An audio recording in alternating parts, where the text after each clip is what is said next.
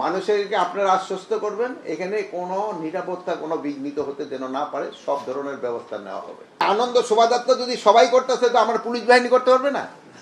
তারাও যদি ওই ইসের সাথে যায় অসুবিধা কি? কিন্তু এটার ক্ষেত্রে পুরাটা অর্গানাইজ করতেছে আমাদের সাংস্কৃতিক মন্ত্রণালয়।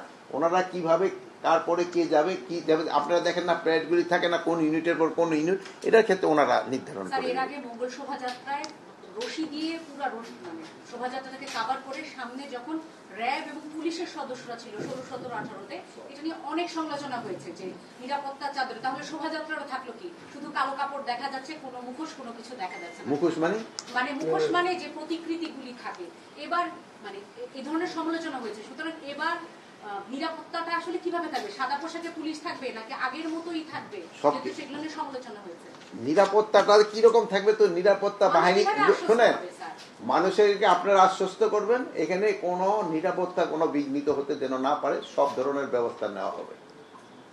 এখন আমরা যদি সব ডিটেইল আপনারা দেখেন বলে দেই, এটা যদি আবার ধরে অন্যান্যের কানে তারা তো আবার ওইটার এগেইনস্টে লেগে দেবে। স্যার আমি একটু স্পেসিফিক জানতে চাচ্ছি স্যার, সেটা হচ্ছে আমাদের সহকর্মী জানেন গত বছরগুলোতে যেভাবে মঙ্গল শোভাযাত্রা পালিত হয়ে আসছিল, আইন শৃঙ্খলা বাহিনী যেভাবে সিকিউরিটি থ্রেট মনে করে নিরাপত্তা ব্যবস্থা নিয়েছিল, আপনাদের ইন্টারিম গভর্নমেন্ট সেই বাড়তি কি ব্যবস্থা নিচ্ছে এই জিনিসটা একটু জানা দরকার।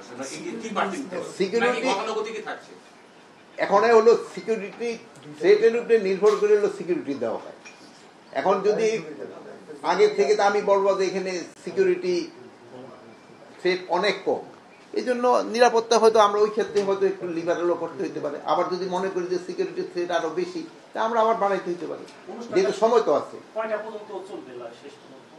এটা অন্যান্য বড় যেই বিষয় এইগুলি ক্ষেত্রে সাংস্কৃতিক মন্ত্রণালয় এইগুলির ক্ষেত্রে এটা আমরা কোনো কিছু বলি না। এই ক্ষেত্রে ডিএমপি কমিশনার কিন্তু ঢাকার ক্ষেত্রে সিদ্ধান্ত দিবে, অন্যান্য জেলাগুলির ক্ষেত্রে জেলা পুলিশ যারা আছে তারা সিদ্ধান্ত দিবে, অন্যান্য মেট্রোপলিটন এলাকায় মেট্রোপলিটন পুলিশেরা সিদ্ধান্ত দিবে। এটা তো শুধু ঢাকায় অনুষ্ঠানটা হচ্ছে না, এটা তো পুরো বাংলাদেশে অনুষ্ঠানটা হচ্ছে। এখন যার যার এলাকায় তারা তাদের এই থ্রেট বা অন্য কিছু দেখে তারা সিদ্ধান্ত করবে।